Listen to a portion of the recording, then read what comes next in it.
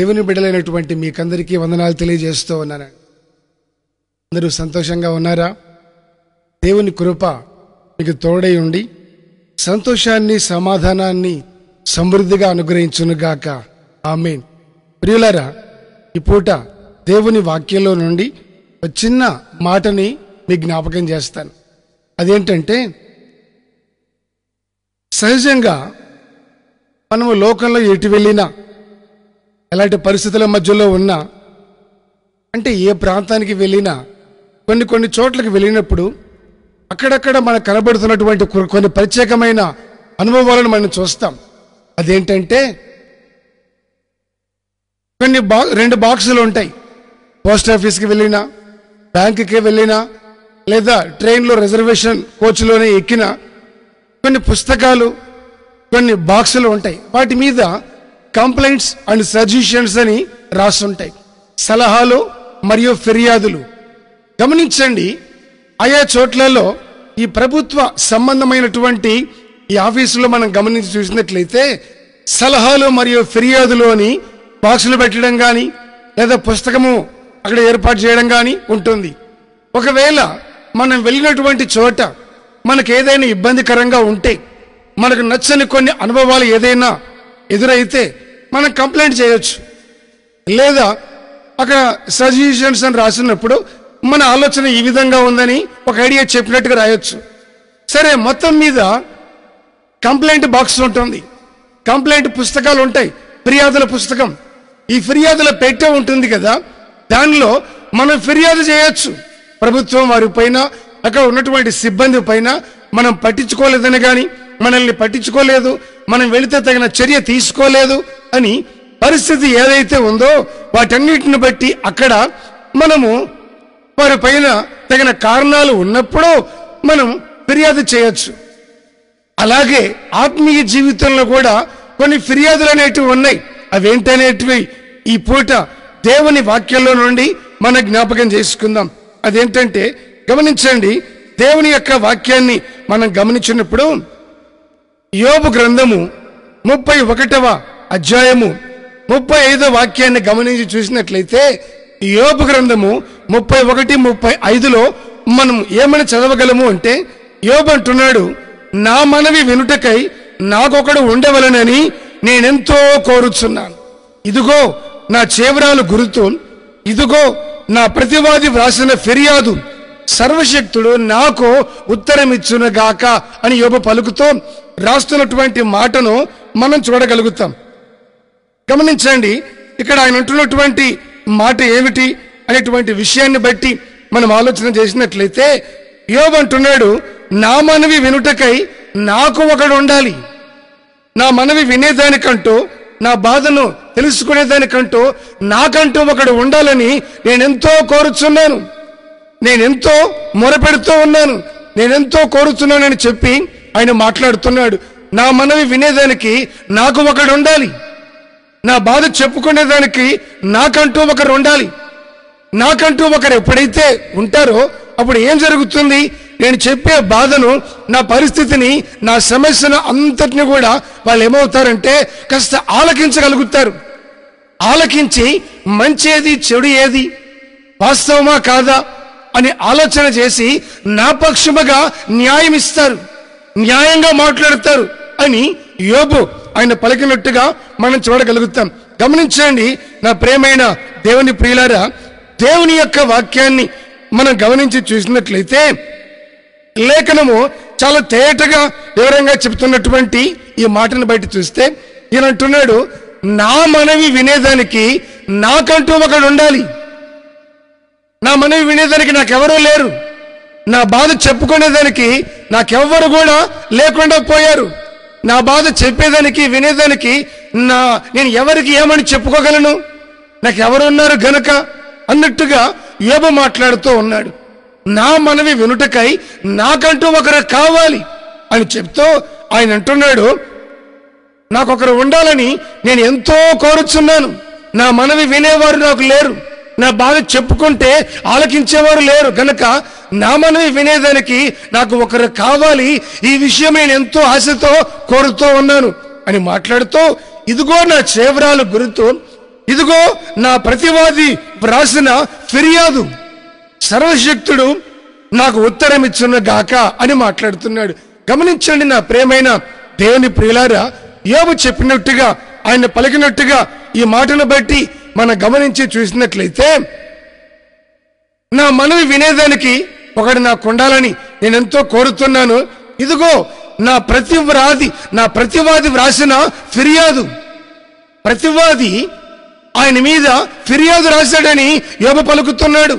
నా ప్రతివాది వ్రాసిన ఫిర్యాదు, ఇదిగో సర్వశక్తుడు నాకు ఉత్తరం ఇచ్చునుగాక, నా పక్షమై ఆయన జవాబు ఇచ్చునుగాక అని ఆయన పలుకుతూ ఉన్నాడు. నా ప్రియులారా, యోబు మీద సాతాను ఫిర్యాదు చేస్తూ ఉన్నాడట. యోబు మీద సాతాను కంప్లైంట్ చేస్తున్నాడు. దేవుడి దగ్గరకు వచ్చి ఒక ఫిర్యాదు ఇస్తున్నాడు.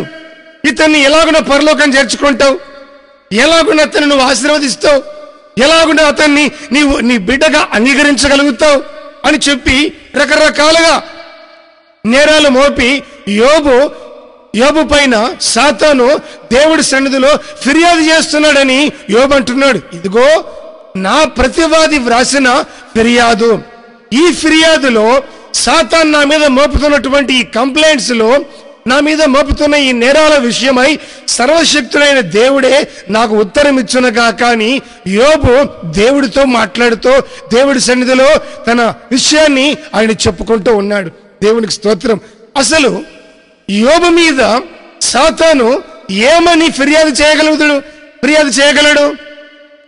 యోబు యథార్థవంతుడని, యోబు న్యాయవంతుడని, యోబు నమ్మకస్తుడని, యోబును గురించినటువంటి అనేక సంగతుల విషయమై దేవుడే సాతానుకు సాక్ష్యం ఇస్తా ఉన్నాడు. దేవుడే పరలోకంలో దూతల ఎదుట, అనేకుల ఎదుట యోబు విషయమై ఒక మంచి సాక్ష్యాన్ని దేవుడే పంచిపెడుతున్నాడు. అలాంటి వ్యక్తి మీద సాతాను ఫిర్యాదు మోపేదానికి వచ్చాడు. చూసారా, ఏ అవకాశము లేని యోబు మీద సాతాను ఫిర్యాదు చేయగలిగితే, ఏ నేరము మోపలేని ఒక భక్తుని జీవితంలో దేవుని ద్వారా నమ్మకస్తులను స్టాంప్ వేసుకున్నటువంటి ఒక నమ్మకమైన ఆ వ్యక్తి మీద సాతాను ఫిర్యాదు చేసేదానికి దేవుడు సన్నిధికి వాడు ధైర్యంగా వచ్చినట్టుగా మనం చూస్తున్నాం. ఆ విధంగా రాగలిగితే నీ పరిస్థితి ఏమిటి? దేవుని వాక్యాన్ని వింటున్న నీ వ్యక్తిగత జీవితంలో నువ్వు ఎలాంటి పరిస్థితుల మధ్యలో ఉన్నావు, ఎలాంటి అనుభవాల మధ్యలో నీవు ఉంటున్నావు?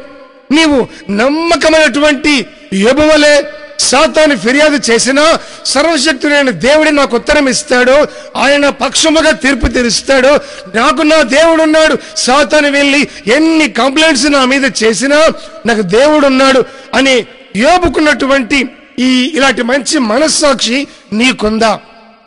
నీ భక్తిలో, నీ ఆత్మీయ జీవితంలో ఇటువంటి నమ్మకాన్ని నీవు కలిగి ఉండగలుగుతున్నావా? నా ప్రేమైన దేవుని ప్రియులారా, ఒకసారి నీ వ్యక్తిగత జీవితాన్ని గురించి నీవు ఆలోచించుకోవటం చాలా మంచిది. సర్వశక్తుడు నాకు ఉత్తరం ఇచ్చునుగాక, ఇక నేనేమి మాట్లాడలేను, ఈ విషయమై సాతాను నా మీద మోపుతున్నటువంటి ఈ కంప్లైంట్స్ అన్ని ఉన్నాయే, వీటన్నిటి విషయమై దేవుడే నాకు ఉత్తరం ఇవ్వాలి, నా జవాబు దేవుడే, నా సమాధానం సర్వశక్తిమంతుడే అని యోబు దేవుడి మీదే గురి పెట్టుకొని, దేవుడి మీదే ఆలోచన కలిగి, దేవుని యొక్క ఆలోచన కలిగిన ఆ తీర్పు కొరకు ఈయన ఆశ కలిగి, నా పక్షమై దేవుడు ఉన్నాడు, సాతాను ఎన్ని ఫిర్యాదులు చేసినా అనేటువంటి ఒక మనోధైర్యముతో, మంచి మనస్సాక్షితో యథార్థవంతునిగా యోబు ఎదురు చూస్తున్నట్టుగా మనం చూడగలుగుతాం. సాతాను వచ్చాడు, వాడు నా మీద ఫిర్యాదు చేస్తాడట, మరి దేవుడు ఏమంటాడో ఏమో, వాడి మాటలు నమ్ముతాడో నా మాటలు నమ్ముతాడో, మరి నాకేమని తీర్పు తీరుస్తాడో, అసలు ఇన్ని శ్రమలు అనుభవిస్తా వచ్చాను, నా బతుకు ఇన్ని శ్రమల పాలైపోయింది, అసలు దేవుడు నాకు తోడుకుంటే ఇన్ని శ్రమలు వస్తాయా? జనం అందరు నా చుట్టూ చేరి నానా విధాలుగా ఇదే మాటలు మాట్లాడుతున్నారు, మరి నిజంగా దేవుడు నాకు తోడుగా ఉన్నాడా లేదా? ఉంటే నా బ్రతికెందుకు ఈ విధంగా ఉంటుంది? సమస్తాన్ని కోల్పోయి చివరికి ఆరోగ్యము కూడా లేకుండా భయంకరమైన ఈ శోధించబడే బతుకు నాకు ఎందుకు ఎదురయ్యింది? ఇలాంటి పరిస్థితుల్లో నేనుంటే సాతాను వెళ్ళి వారికి ఫిర్యాదు చేస్తున్నాడు, మరి వాడి ఫిర్యాదులన్నీ విని ఆయన ఏమంటాడో అనేటువంటి కలవర సంబంధమైన ఈ భయానకమైన అనుభవాలు, స్వభావాలు ఏవి కూడా యోబులో మనం గ్రహించలేం. యోబులో చూడగలిగే ఒక ధైర్యాన్ని కలిగించే మాట ఏమిటంటే, సాతాను ఫిర్యాదు చేస్తున్నాడు, సర్వశక్తి మంతుడైన దేవుడే నాకు ఉత్తరం ఇచ్చును గాక. దేవునికి స్తోత్రం. ఎంతటి మంచి మనస్సాక్షి ఉంటే, ఎంతటి ధైర్యం కలిగిన అనుభవం ఉంటే, దేవుని బట్టి ఎంత ధైర్యం ఉంటే యోబు అలా మాట్లాడగలగాలి, అలా మాట్లాడగలిగే మనసు కలిగి ఉండాలి. ఈ రోజున నీవు అటువంటి మనస్సాక్షిని కలిగి ఉన్నావా? మనలో అంటే దేవుని ఆరాధించే వారిలో, క్రైస్తవులుగా కొనసాగుతున్న వారి జీవితాలలో ఎంతమందికి ఇటువంటి మనోధైర్యం కలిగి ఉన్నారు? ఎంతమంది ఇలాంటి మంచి మనస్సాక్షులు కలిగి ఉన్నారు? చేసింది తప్పైనా దైవ భయం లేకుండా, సేవకుల భయం లేకుండా దేవుని ఎదుటికి ధైర్యంగా రాగలరు, మాట్లాడగలరు, పోట్లాడి గెలవగలరు. అటువంటి ధైర్యం ఉంది. కానీ నా ప్రవర్తన గురించి ఒక మంచి మనస్సాక్షి కలిగి ఉన్నాను, ఇందు విషయమై దేవుడు నాకు ఆయన న్యాయం తీరుస్తాడు అనే మనస్సు ఎంతమందికి ఇలాంటి మనోధైర్యం కలిగి ఉంది? ఈయన అంటున్నాడు, సాతాను ఎన్ని కంప్లైంట్స్ చేసినా నా పక్షముగా పలుకువాడు దేవుడే, సర్వశక్తిమంతుడైన దేవుడే, ఆయన నాకు ఉత్తరం ఇచ్చును గాక అని మాట్లాడుతున్నాడు. అంటే యోబు జీవితంలో దేవుని వెంబడించే ఆయన వ్యక్తిగత అనుభవంలో దేవునికి యోబుకు మధ్యలో ఉన్న సంబంధాన్ని బట్టి శ్రమలైనా, కలవరాలైనా, ఇరుకు ఇబ్బందులైనా, మరి ఏవైనా రోగమైనా, బాధ అయినా అవన్నీ తర్వాత సంగతి. నేను దేవుడితో ఉన్నానా లేదా, ఆయన నాతో ఉన్నాడా లేదా? దేవుడు ఉంటే ఇవన్నీ వస్తాయా? నువ్వు దేవుడు ఉంటే బాగుంటావు కదా, దేవుడు ఉంటే నీ బతికింది ఎందుకు ఇట్టగా అవుతుంది అని అందరూ అంటున్నారే. ఈ వ్యర్థమైన పనికి మాలిన మాటలన్నీ అనవసరం. అవి తర్వాత నేను ప్రభువులో ఉన్నానా లేదా, ప్రభు నాతో ఉన్నాడా లేడా, ఇది మాత్రమే ముఖ్యం అని ఒక తీర్మానం కలిగినటువంటి భక్తి కలిగిన వానిగా యోబు జీవితంలో ఆయన వ్యక్తిగత అనుభవాలన్నీ కూడా మనం తేటగా చూడగలుగుతాం. ఇటువంటి మంచి మనస్సాక్షి కలిగిన యోబు ఆయన అంటున్నాడు, సాతాను ఫిర్యాదు చేసేదానికి వాడు వచ్చాడు, అయితే సర్వశక్తిమంతుడైన దేవుడే నాకు జవాబు అనుగ్రహించును గాక. ప్రియులారా, నీ జీవితంలో యోబు అంతగా కాకపోయినా ఒకవేళ ఏదైనా శ్రమలు అనుభవిస్తే, భయంకరమైన బాధను నీవు అనుభవిస్తే, ఇబ్బందులు గాని, కలవరాన్ని గాని, ఆర్థికంగా గాని, ఆరోగ్యపరంగా గాని, సంతోషం లేకున్నా, సమాధానమే కరువైన, మనుషుల వలన కలుగుతున్నటువంటి మేలుకు ప్రతిగా కీడే నీకెదురైన ఎటువంటి పరిస్థితులైనా నీవు దేవుడితో ఉన్నావా లేవా అనేది మాత్రమే ముఖ్యం. దేవుని సహవాసము నీతో ఉందా లేదా? నీకు దేవుడికి మధ్యలో ఎలాంటి అనుభవం ఉంది? సమాధానకరమైనదా? దేవుడు నీ పక్షముగా కార్యము చేయగలిగినదా? లేకపోతే నీ ప్రతివాది అయిన సాతాను గాని, మరి ఇతరులు ఎవరు గాని నీ మీద మోపుతున్న ఆ ఫిర్యాదే వాస్తవమైనట్టుగా నీ ఆత్మీయ జీవితం ముందు కొనసాగుతుందా? ఒక్కసారి నీ ఆత్మీయతను దైవికంగా ఆలోచన చేసుకొని దేవుని వెంబడించే ఒక దేవుని బిడ్డగా యోబును నీ ఎదుట జ్ఞాపకం చేస్తున్న ఈ మంచి సమయంలో యోబు వలె ధైర్యం కలిగినటువంటి ఒక మంచి మనస్సాక్షి కలిగిన అనుభవం అనేది నీకు తప్పకుండా కావాలి. దేవునికి స్తోత్రం. అందుకని ఈయన అంటున్నాడు, సర్వశక్తిమంతుడైన దేవుడే నాకు ఉత్తరం ఇచ్చును గాక. నా బాధ వినేదానికి, నా విన్నపము, నా మనవి వినేందుకై నాకంటూ ఒకడు ఉండాలి అని నేను కోరుతున్నాను. చూడండి, నీ బాధ చెప్పుకునేదానికి మనుషులెవ్వరూ లేకపోవచ్చు, నీ చెప్పుకున్నా మనుషులెవరు వినకపోవచ్చు, వినట్టే ఉండొచ్చు. కొందరు జీవితాలు అలాగే ఉంటాయి. కానీ నీ భక్తిలో, నీ ఆత్మీయతలో ఆపద ఎదురైనప్పుడే, శ్రమ నీకు ఎదురైనప్పుడే పరిగెత్తి మోకరించి ప్రభువా అని నీ బాధంతా చెప్తే ఆయన వినేటట్టుగా కాకుండా, నువ్వు ఏ స్థితిలో ఉన్నా, బాధలో ఉన్నా, సంతోషంగా ఉన్నా, కన్నీళ్ళ మధ్యలో ఉన్నా, ఆనందంతో గంతులేస్తున్నా, ఎప్పుడు నీ మనోభావాన్ని, నీ హృదయంలో ఉన్న ప్రతి తలంపని, మనసులో ఉన్న ప్రతి మాటని దేవుడితో చెప్పుకునే, దేవుడితో సంభాషించే ఆ అనుభవం నీకెప్పుడూ కావాలి. నీ మనవి ఆయన ఎప్పుడు వినే ఒక అనుభవంలో నీ ఉండాలి. ఆత్మీయ స్థితిని నీవు కాపాడుకుంటూ రావాలి. అలాంటి అనుభవంలో నీవు ఉండి ఉన్నట్లయితే నీ మనవి వినేదానికి ఆయన సిద్ధంగా ఉంటాడు. సర్వశక్తిమంతుడైన దేవుడు నిశ్చయంగా నీకు ఉత్తరమిస్తాడు. దేవునికి మహిమ కలుగును గాక. మరొక విషయం ఏమిటి చూసినట్లయితే, ప్రవక్త అయిన జకరియా కాలంలో ఆయన దైవ సన్నిధిలో ఉండి ప్రార్థనలో ఉన్నప్పుడు ఆయన దేవుని ధ్యానించేటువంటి ఆ సమయంలో దేవుని వలన ప్రవక్త అయిన దైవజనుడైనటువంటి జకరియాకు ఒక దైవ ప్రత్యక్షత, ఒక రెవల్యూషన్ కలిగింది. దేవుడి దగ్గర నుంచి ఒక ప్రత్యక్షత అనేది ఆయన కలిగింది. ఆయన కలిగిన ఆ ప్రత్యక్షతలో ఏమయ్యింది, ఆయన ఏం చూస్తున్నాడు అనే విషయాన్ని గమనించినట్లయితే జకరియా గ్రంథము 3వ అధ్యాయము 1వ వాక్యాన్ని మనం గమనించినట్లయితే, సాతాను ఫిర్యాది అయి యెహోషువ కుడి పార్శ్వమున నిలవబడి ఉన్నాడు అని చెప్పి వాక్యం తేటగా చెబుతుంది. జకరియా 3:1 నుంచి చదివినట్లయితే ఈ మాటలు అక్కడ రాస్తున్నాయి. సాతాను వాడు ఫిర్యాదు తీసుకొని వచ్చి యెహోషువ కుడి పార్శ్వమున నిలబడి ఉన్నాడట. ఎవరి యెహోషువ? దైవజనుడైనటువంటి మోషే తర్వాత ఇశ్రాయేలును నడిపించిన యెహోషువ కాదు. ఈయన ప్రధాన యాజకుడు, ఈయన వేరు. ఈ ప్రధాన యాజకుడైనటువంటి ఈ యెహోషువ దైవ సన్నిధిలో ఉన్నప్పుడు ఇంతటి గొప్ప ప్రధాన యాజకుడి మీద సైతము నేరం మోపాలని సాతాను ఫిర్యాదు తీసుకొని వచ్చి వాడే ఫిర్యాదుగా ఉండి యెహోషువ కుడి పార్శ్వమున నిలబడుకొని ఉన్నాడట. ఎందుకు వచ్చావు నీవు ఇక్కడికి అని సాతాను అడిగితే, యెహోషువ మీద, ప్రధాన యాజకుడైన యెహోషువ మీద నేను కంప్లైంట్ ఇవ్వడానికి వచ్చా. ఆ ఫిర్యాదుల పెట్టి తీసుకొని రా, ఆ పెట్టెలో నేను ఫిర్యాదు చేయాలి, ఆ ఫిర్యాదుల బుక్లో నేను రాయాలి. యాజకుడైన ఈ యెహోషువ మీద నేను కంప్లైంట్ ఇవ్వాలి. ఏ విధంగా ఆయన దైవ సన్నిధిలో నిలవగలడు, ఏ విధంగా దేవుని సన్నిధిలో ఆయన ఉండగలడు, నేను ఒప్పుకోను అని చెప్పి సాతాను ఏం చేశాడంటే వాడు ఫిర్యాదు చేస్తా ఉన్నాడు.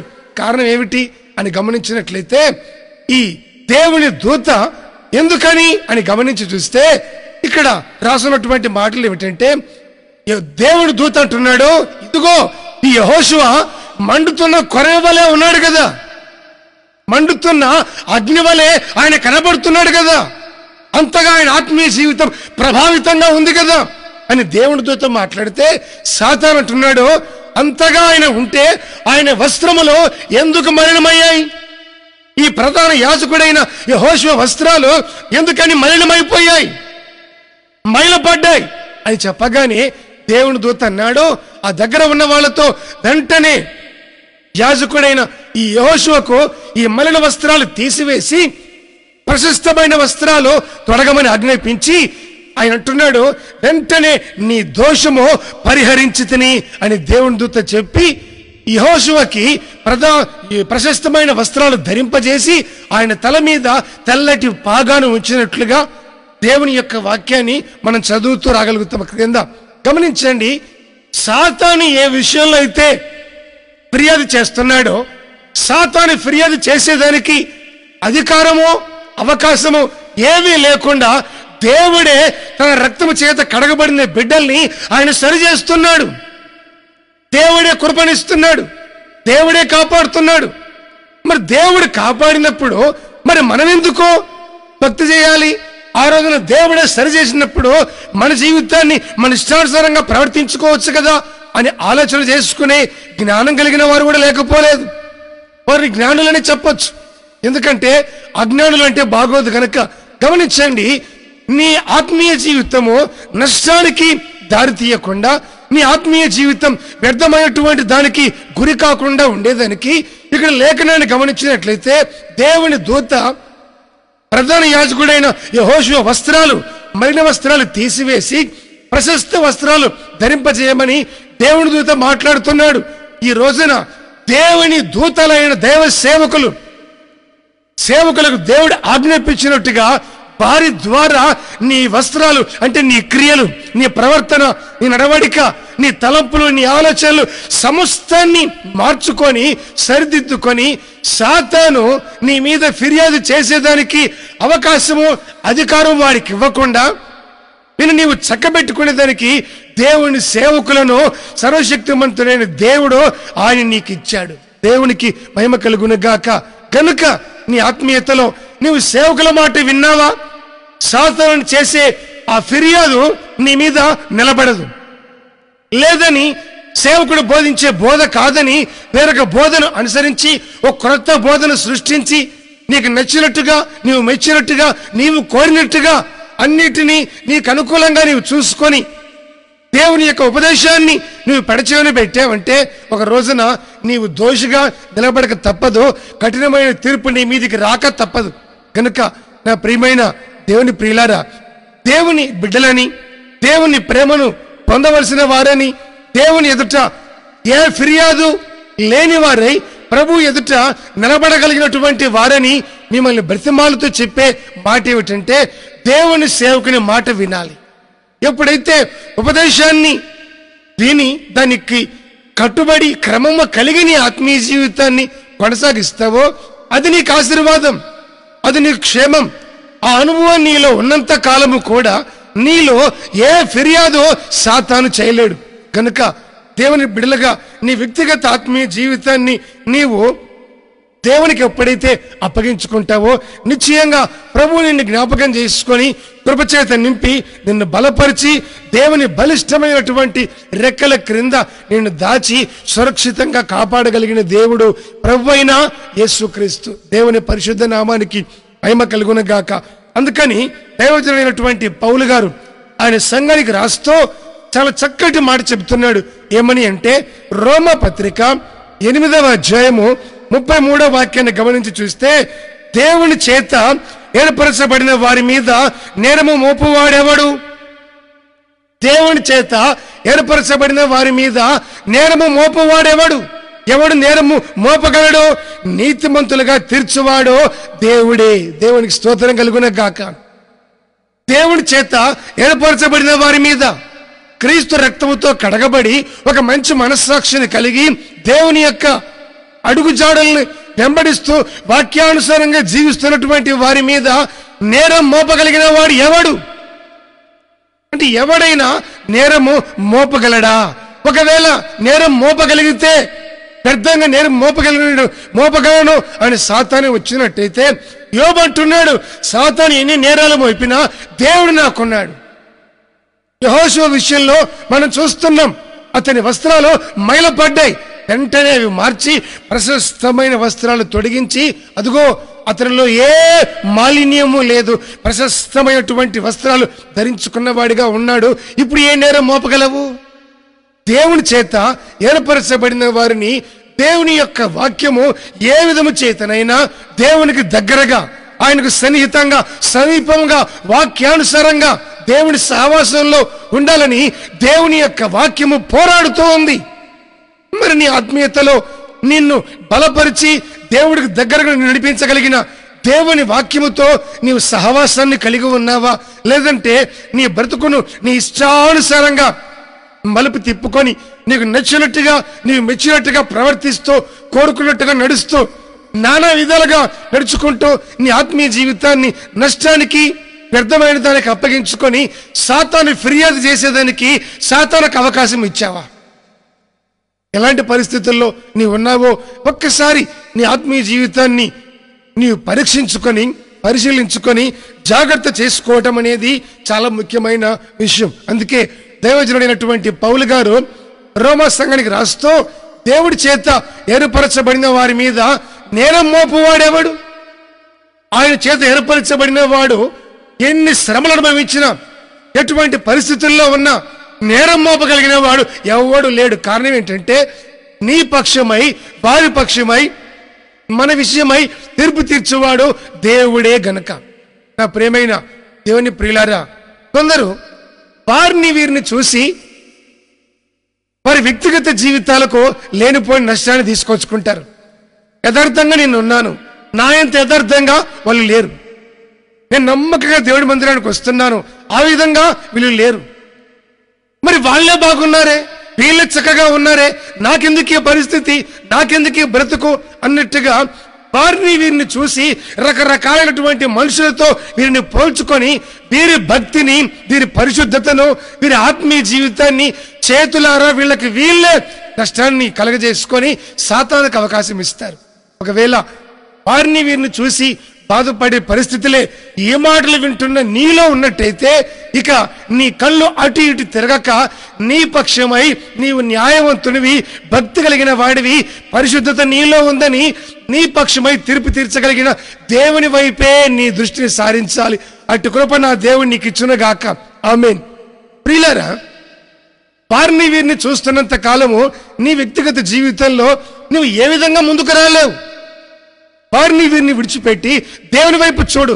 నీ మనస్సును, నీ దృష్టి, నీ తలంపు, నీ ఆలోచన సమస్తం ప్రభు మీద నిలబెట్టు.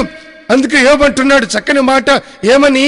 నాకు ఉత్తరం ఇచ్చువాడో ఆయనే, సర్వశక్తిమంతుడే నాకు జవాబిస్తాడు. ఎవరు ఎన్ని చేసినా, ఎన్ని మాట్లాడినా, సాతాను ఎన్ని ఫిర్యాదులు చేసినా, నువ్వు దుర్మార్గుడివి, దొంగవి, దోషివి, అందుకే ఈ గది పట్టింది, ఎన్ని మాట్లాడినా ఆ దేవుడు నా పక్షమై ఆయన గొప్ప తీర్పు తెరుస్తాడో నేను చూస్తాను, అనుభవిస్తాను అని ఒక చెరగని స్థిరమైన శిలా శాసనం వంటి నిరీక్షణ విశ్వాసాన్ని కలిగి ఉన్న ఓ గొప్ప వ్యక్తి యోబు. అటువంటి మనస్సు మనకు కావాలి. నీ హృదయంలో అటువంటి ఒక స్థిరత్వం ఎప్పుడైతే ఉంటుందో నీ పక్షమై ఆయన జవాబిస్తాడు, నీకు ఉత్తరం ఇస్తాడు, నీ మొర వింటాడు. ఏ సమయంలో నీకేం కావాలో అద్భుత రీతిగా ప్రభువు నీకు కావాల్సిన, చేయవలసిన ఆ క్రియను నీ పక్షమై చేస్తాడు. నీ తల పైకెత్తి నిన్ను ఘనపరుస్తాడు. దేవునికి స్తోత్రం. కనుక నా ప్రేమైన దేవుని ప్రియులారా, దేవుడు నీ పక్షాన ఉన్నాడన్న సంగతి నీవు మర్చిపోకూడదు. ఆయన నీ పక్షమై ఉండి ఆయన చేసే ఘన కార్యాలన్నీ కూడా ఏ విధంగా ఉంటాయి, ఆయన చేసే ఆత్మ సంబంధమైన అనుభవాలన్నీ ఏ విధంగా కనబడగలుగుతాయి, ఎలాంటి పరిస్థితుల్లో నీవు అనుభవించగలుగుతావు అన్న సంగతిని గ్రహించి నీవు ఆ మార్గాన్ని వెతుక్కొని ఆ కోణంలో నీవు వెళ్ళిపోవటం ప్రభువునందు నీవు నేర్చుకోవాలి. Praise the lord. మరొక మాట మీకు జ్ఞాపకం చేస్తాను. అదేమిటంటే, షేబా దేశపు రాణి ఉంది కదా, దక్షిణ ప్రాంతం నుంచి వచ్చిన షేబా దేశపు రాణి, ఆమె సొలొమోను దగ్గరకు వచ్చింది. సముద్రాలు దాటి, సరిహద్దులు దాటి, తన ఎల్లలు దాటి సొలొమోను దగ్గరకు వచ్చి రాజైన సొలొమోను దర్శించి అనేక రకాలైన ప్రశ్నలు ఆ షేబా దేశపు రాణి అడిగి ఎన్నో సంగతులు తెలుసుకొని ఈయన గారి యొక్క వైభవాన్ని కల్లారా చూసి ఆయనకున్న సమృద్ధిని, ఆయనకున్న జ్ఞానాన్ని చూసి ఉప్పొంగిపోయి నిజముగా భూమి మీద ఇంతటి జ్ఞాని అయిన రాజును ఇక ఎవ్వరు ఎప్పుడు ఎక్కడ చూడలేరు అనుకున్నది అని చెప్పి అంతగా సంతోషించి ఆనందించి ఆయన దగ్గర నుంచి ఆమె వెళ్ళిపోయింది. ఆ వెళ్ళిపోతూ చెప్పిన మాట ఏమిటంటే, నీ గుమ్మము దగ్గర కనిపెట్టుకొని నీ నోటి నుండి వస్తున్న జ్ఞానపు మాటలున్నాయే, వాటిని వినే నీ సేవకులు, నీ దాసులు, దాసురాండ్రు వారు ధన్యులు అని చెప్పి ఆనందించింది. అంటే నాకంటే కూడా నీ దాసులు ధన్యులు. నీ జ్ఞానపు వాక్కులు ఎప్పుడు వాళ్ళు వింటున్నారు. నేను ఇప్పుడు విన్నాను, వెళ్ళిపోతున్నాను.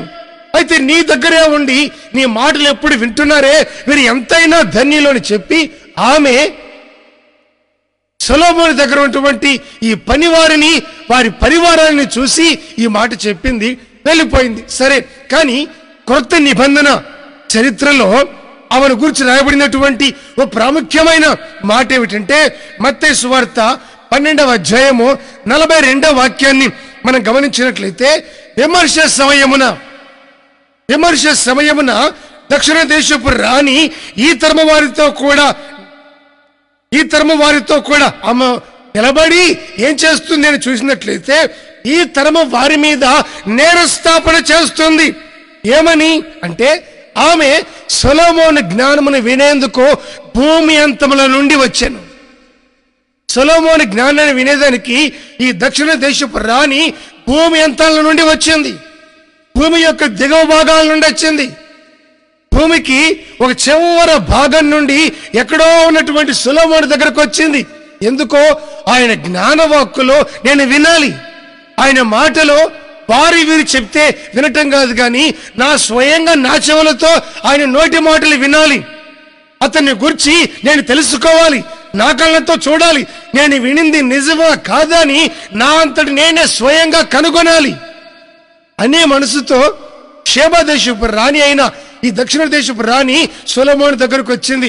ఆవిడ గారట ఈ తరం వారితో చేరి ఈ తరం వారి పక్షాన తీర్పు దినాన రేపు ప్రభు ఎదుట మనం నిలబడుకునే ఆ దినాన ఈ తరం వారి మీద నేరస్థాపన చేస్తుందట. అంటే కంప్లైంట్ చేస్తుంది, ఫిర్యాదు చేస్తుంది.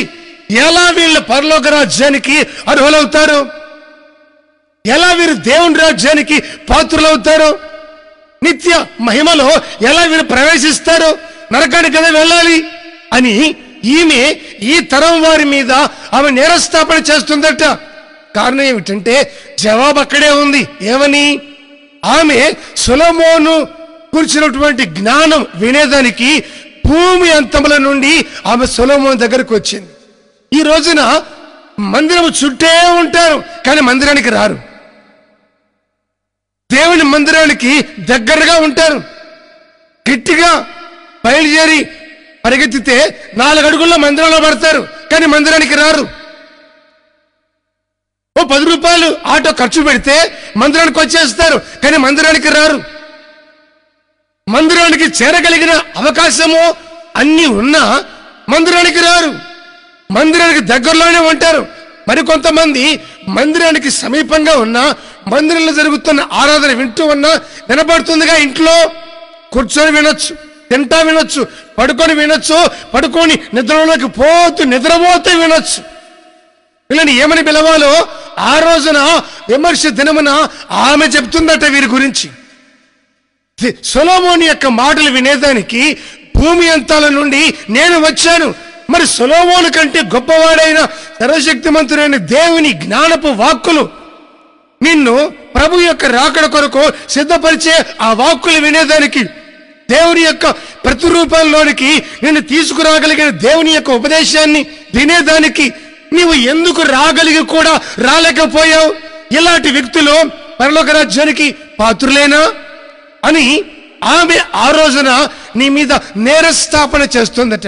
ఒకవేళ ఆమె నేరస్థాపన చేసినప్పుడు చేస్తుందనే వాక్యం అంటుంది. మరి ఆ నేరస్థాపన నీ మీద మోపబడినప్పుడు నీవేమవుతావు? నీ పరిస్థితి ఏమిటి? మరి పరలోక రాజ్యంలో ప్రవేశించగలవా? లేదంటే సాతాను ఎన్ని నేరాలు మోపినా, ఈ దక్షిణ దేశపు రాణి ఎన్ని నేరాలు నేరస్థాపన కంప్లైంట్స్ నా మీద చేసినా, నేను నమ్మకంగా దేవుడి మందిరానికి వెళ్ళాను, మానక దేవుడి మందిరానికి వెళ్ళాను, నమ్మకంగా దేవుడి సన్నిధిలో ఉన్నాను, ఏ రోజు నేను దేవుడి సన్నిధిని పోగొట్టలేదు, దేవుడి సమయాన్ని నా వ్యక్తిగతంగా వాడుకోలేదు అనే మంచి మనస్సాక్షి ధైర్యం కలిగి నీవు యోబు వలె, యెహోషువ వలె దేవుని ఎదుట మంచి మనస్సాక్షి ధైర్యం కలిగి నీవు ఉన్నావా? లేకపోతే నేరం మోపినప్పుడు నీవు మారు మాట మాట్లాడే అవకాశం కూడా నీకు లేక తిన్నగా నరకానికి వెళ్ళిపోయే పరిస్థితుల్లో నీవు ఉంటున్నావా? ఒక్కసారి నీ వ్యక్తిగత జీవితాన్ని గురించి కాస్త జాగ్రత్త కలిగి ఆలోచన చేసుకోవాలి. ఏమంటుంది? విమర్శ సమయమున తీర్పు దినాన దక్షిణ దేశపు రాణి అయిన ఈ షేబా దేశపు రాణి ఈ తరము వారి మీద ఆమె నిలబడి నేరస్థాపన చేస్తుందట. వీళ్ళు ఎలా పరలోకానికి పాత్రులుగా మార్చబడతారు? నేను ఒప్పుకోను. ఎందుకో, నేను భూమి అంతాల నుండి వచ్చానండి సొలొమోను జ్ఞానం వినేదానికి. మరి సొలొమోను కంటే గొప్పవాడైన దేవుని మాటలు వినేదానికి వీళ్ళు రాలేదే, ఎలా పరలోకానికి పాత్రలు అవుతారు? కనుక నీ చుట్టూ ఉన్న వాళ్ళు కానీ, నీ తోటి విశ్వాసులే గాని, నీ కుటుంబస్తులే గాని, చివరికి సేవకులే గాని ఎవరు నిన్ను బలవంతంగా మందిరానికి తీసుకొని రాలేకపోవచ్చు. రమ్మని బతిమాలినా, ప్రేమగా చెప్పినా, ప్రేమతో గద్దించినా, హెచ్చరించినా ఏది నువ్వు లెక్క చేయకపోవచ్చు. వీరందరినీ తప్పించుకున్నా ఈ దక్షిణ దేశపు రాణి నుండి నీవు తప్పించుకోలేవు. దేవుని వాక్యం చరిత్ర చాలా తేటగా చెబుతుంది. నేరస్థాపన నీ మీద చేసి తీరుతుంది. కనుక నీ ఆత్మీయ జీవితంలో లేనిపోని నేరాలన్నీ నీ మీద మోపుకొనక, వ్యర్థమైన వాటన్నిటికీ సాతానుకు నీ జీవితంలో అవకాశం ఇవ్వక, అనవసరమైనటువంటి కంప్లైంట్స్ అన్ని నీ మీదకి వచ్చేట్టుగా నీ కంప్లైంట్స్ బాక్స్ నిండిపోక, నీ ఫిర్యాదుల పుస్తకం ఆ ఫిర్యాదులతోనే నిండిపోయేటట్టుగా నీవు ప్రవర్తించక, నీ జీవితాన్ని నూతనపరుచుకొని దేవుని వెంబడించే మంచి మనస్సాక్షి కలిగి నీవు బ్రతికినట్లయితే యోబు వలె ధైర్యంగా ఉంటావు. యెహోషువ వలె నీ వస్త్రాలు మార్చుకుంటావు. దేవుని దూత సేవకుని యొక్క మాట ఉపదేశం విన్నప్పుడు నీ మలినమంతా పోయి ప్రశస్తమైన వస్త్రాలు దేవుడు నీకు ధరింపజేస్తాడు. తెల్లని తలపాగా నీకు ధరింపజేయబడుతుంది. కనుక నా ప్రేమైన దేవుని బిడలారా, నీ ఆత్మీయ జీవితంలో వ్యర్థమైన దేనికి నీవు చోటు ఇవ్వకుండా నీవు కాపాడుకుంటూ ప్రభువుకు అప్పగించుకున్నట్లయితే నిశ్చయంగా ప్రభు నిన్ను జ్ఞాపకం చేసుకుంటాడు, కృపతో నింపుతాడు, బలపరుస్తాడు. దేవుని యొక్క బలిష్టమైన రెక్కల క్రింద నేను దాచి భద్రపరిచి నీ యథార్థతను బట్టి నీ మీద ఎన్ని కంప్లైంట్స్, ఎన్ని ఫిర్యాదులు వచ్చినా ప్రభు నిన్ను తప్పించి కాపాడి తన నిత్య రాజ్యానికి నిన్ను వారసునిగా, హక్కుదారునిగా మారుస్తాడు. కారణం ఏంటంటే నీ పక్షాన పలుకువాడో సర్వశక్తిమంతుడైన దేవుడే గనుక ఆయన ఉన్నాడు. కాబట్టి దేవునికి స్తోత్రం. కాబట్టి నీ ఆత్మీయతలో వ్యర్థమైనటువంటి వాటికి చోటు ఇవ్వకుండా దేవుని యొక్క వాక్యాన్ని మనస్కరించి మనసులో ఉంచి నీవు దేవునితో సహవాసం కలిగి దేవుని వాక్యముతో నీ అంతరంగాన్ని నింపుకున్నావంటే నిశ్చయంగా ప్రభు నిన్ను జ్ఞాపకం చేసుకుంటాడు, కృపతో నింపుతాడు, బలపరుస్తాడు. ఆయన రాకడలో తన ఎదుట ఏ కంప్లైంట్స్ లేకుండా, ఫిర్యాదు లేకుండా పరలోక రాజ్యానికి పాత్రురాలుగా ఉండినట్లుగా ప్రభు నిన్ను పరిశుద్ధపరిచి సిద్ధపరుస్తాడు. ఇటు కృప దేవుడు అనుగ్రహించును గాక. ఆమేన్. తల వంచి కళ్ళు మూయండి, నాతో కూడా ప్రార్థనలో ఏకీభవించండి. ప్రేమ కలిగిన తండ్రి, కరుణా సంపన్నుడా, కృపావాత్సల్య పూర్ణమైన మా దేవ, ఘనమైన బలమైన పరిశుద్ధమైన మీ నామానికి స్తోత్రాలు చెల్లిస్తున్నాం. తండ్రి, ఈ సమయంలో మీరు మాట్లాడిన అమూల్యమైన మీ మాటల కొరకై స్తోత్రం చెల్లిస్తున్నాం. కృప కలిగిన మీ హస్తపు నీడలో ఈ మాటలు విన్న ప్రతి ఒక్కరిని దాచి ఉంచండి. ఈ మాటలు విన్న ఏ ఒక్కరి జీవితంలో సాతాను ఫిర్యాదుగా నిలబడక, దోషులుగా మీ బిడ్డల్ని నిలబెట్టక, తండ్రి ప్రతివాదిగా వాడు ఫిర్యాదు చేయక మునిపే ఏ కంప్లైంట్ మీ బిడ్డల మీదుగా రాకుండాట్లుగా మీ రక్తముతో కడగబడిన మంచి మనస్సాక్షి కలిగి మీ మహిమ కలిగిన రాకడలో మీతో కూడా యుగాలు ఉండినట్లుగా మంచి మనస్సాక్షి, మనోధైర్యం కలిగిన వారిగా ఈ మాటలు వింటున్న ప్రతి ఒక్కరిని మీకు సమీపంగా ఉండినట్లుగా కృప నిమ్మని వేడుకుంటున్నాము. తండ్రి, మీకు స్తోత్రం. మీ కృపలో ప్రతి వారిని బలపరచండి, స్థిరపరచండి. యోబు వలె ధైర్యాన్ని, యెహోషువ వలె మంచి ఆత్మీయమైన అనుభవాన్ని కలుగజేసి కృపలో స్థిరపరచమని దయగల మీ హస్తాలు సమర్పిస్తున్నాం. మరి ఎవరి ఆత్మీయ జీవితంలో ఎలాంటి బలహీనతలు ఉన్నాయో, ఎలాంటి సమస్యలు తెచ్చిపెట్టుకుంటున్నారో, ఎలాంటి పరిస్థితుల్లో ప్రభావం మీ బిడ్డలు నలిగిపోతున్నారో వాటన్నిటిలో నుంచి యేసు శక్తి కలిగిన నామములో ఓ గొప్ప విడుదల కలగజేయమని ప్రార్థన చేస్తూ ఉన్నాం. సహాయం దయచేయండి, కృపలో భద్రపరచండి, ఘనమైన మీ నామాన్ని మహిమపరచుకోండి. కృప కలిగిన దయగలిగిన మీ హస్తాలకు ఈ మాటలు వింటున్న ప్రతి ఒక్కరిని అప్పగించుకుంటూ మీ దివ్యనామాన్ని మహిమపరచుకోమని వారి సమస్యల్లో నుంచి విడిపించి ఆరోగ్యాన్ని, క్షేమాన్ని కలగజేసి మీ యందు ఆనందించి గంతులు వేయినట్లుగా, మీ యందు సాక్షులుగా మీ కొరకు నిలబడినట్లుగా కృప చూపించమని నజరేయుడైన యేసుక్రీస్తు పరిశుద్ధ నామాన ప్రార్థించి అడిగి వేడుకొనుచున్నాము తండ్రి. ఆమేన్, ఆమేన్. అందరికీ